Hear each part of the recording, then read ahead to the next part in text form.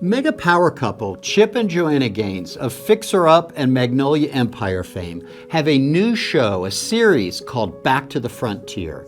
It follows 3 American families who leave behind their modern life to live like 1800 settlers in the wilds of Canada, Little House on the Prairie style. As most people know, the Gaines have thankfully been very public about their Christian faith. Their new series sounds wholesome and inspiring, but one of the featured families has a very troubling ulterior motive. Joe Riggs and Jason Hanna are an attention-seeking same-sex couple raising twin boys.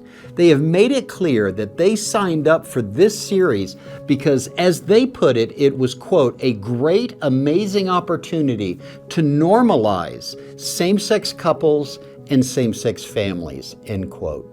This is the first reason the Gaines platforming such a couple is something no Christian can do.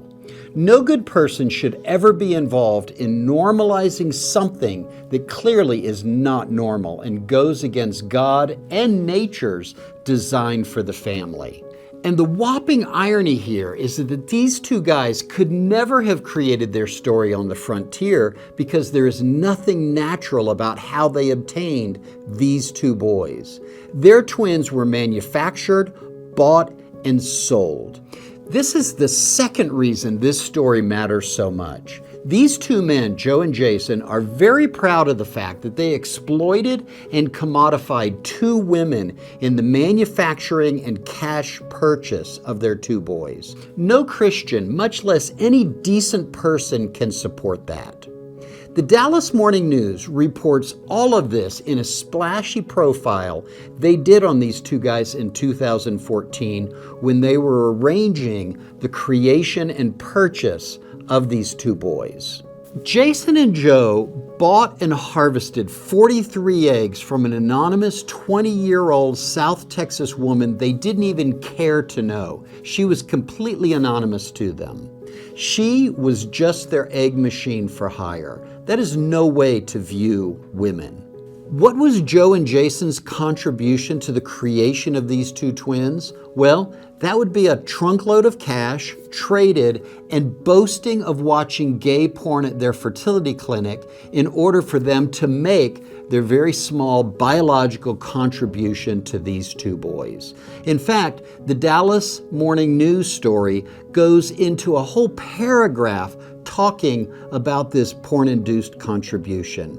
Not a nice story. Obviously, Jason and Joe couldn't grow these babies themselves because they needed a womb. So what did they do? They went out and hired another woman to do that for them too. This woman for hire was a 35-year-old woman married to a man, and they had their own 10-year-old son. She had grown babies for 3 other strangers herself before she was hired by Joe and Jason, saying surrogacy was her part-time job. All this for the money and the false, empty reward of bringing 2 intentionally motherless boys into the world. Which brings us to the third reason the Gaines and no good person should ever celebrate such a couple, is that these 2 guys contractually manufactured 2 boys who will live the rest of their lives intentionally deprived of the love, care, and essential maternal influence of their own biological mother, who they will never know. All because Joe and Jason have irregular sexual interests. Let me be clear and direct as I possibly can be. No one, regardless of your politics or your views on sexuality, should ever celebrate or normalize that. No one ever. It is pure selfishness dressed up as a new kind of love.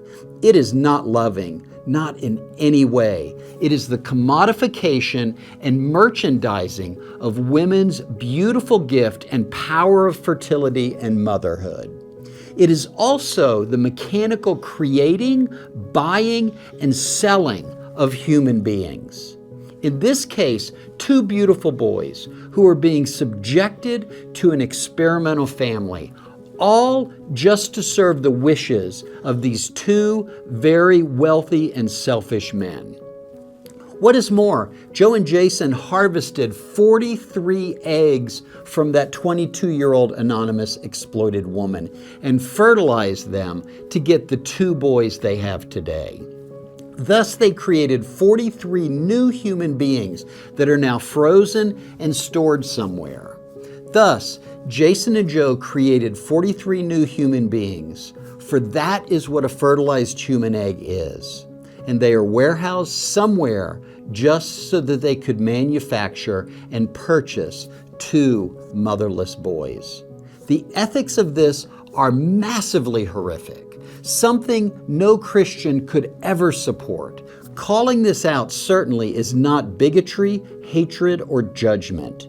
It is all about defending the dignity of the feminine and the maternal and the rights of children not to be manufactured, bought, and sold, and intentionally deprived of their own biological mother's essential love, all because of what 2 adult men desire.